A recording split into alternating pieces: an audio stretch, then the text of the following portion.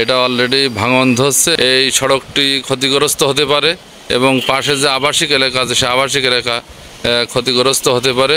শুধু দর্শক মণ্ডলী, আসসালামু আলাইকুম। আমরা এখন দাঁড়িয়ে আছি ঝিগরগাছার সেই কাটাখাল নামক স্থানে এবং এখানে গত কয়েকদিনের প্রবল বৃষ্টিতে এই যে কপোতাক্ষ নদ থেকে কাটাখাল যে একটা খাল চলে গেছে শ্রীরামপুরের দিকে, এই খালের আপনারা জানেন ইতিমধ্যে যে ঝিগরগাছা পৌরসভার উদ্যোগে একটা দৃষ্টিনন্দন প্রকল্পর মাধ্যমে এই খালটি সুন্দর করে দুই পাড় বাঁধাই করা হয় এবং দৃষ্টিনন্দন কিছু কাজ করা হয়।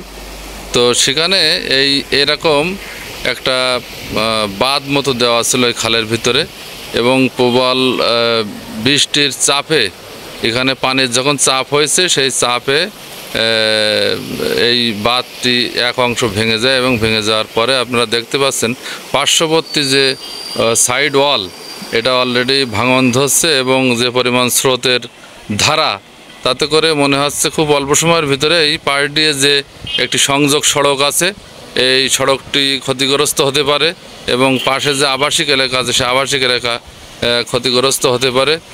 জরুরি যদি পদক্ষেপ নেওয়া না হয় তাহলে এই দুই পাশের যে সংযোগ সড়ক আছে এবং দৃষ্টিনন্দন যে প্রকল্পের আওতায় এই দুই খালের পাড় দিয়ে দুটি রাস্তা করা হয়েছে, এই রাস্তা দুইটিও ভাঙনের শিকার হবে।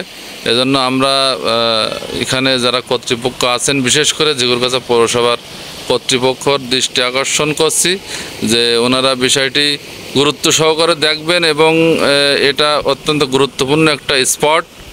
আপনারা দেখতে পাচ্ছেন কি দৃষ্টিনন্দন ভিউ। তো এই জায়গাটি যাতে আশু ব্যবস্থা গ্রহণ করে পানি উন্নয়ন বোর্ড বা পৌরসভার আওতায় যারাই কাজ করে তারা ব্যবস্থা গ্রহণ করবেন এবং এখানে দ্রুত পদক্ষেপ না নিলে আশেপাশের আবাসিক এরিয়াগুলোও ক্ষতিগ্রস্ত হবে এই বলে স্থানীয় জনগণ এটা মতামত ব্যক্ত করছেন। ধন্যবাদ সবাইকে।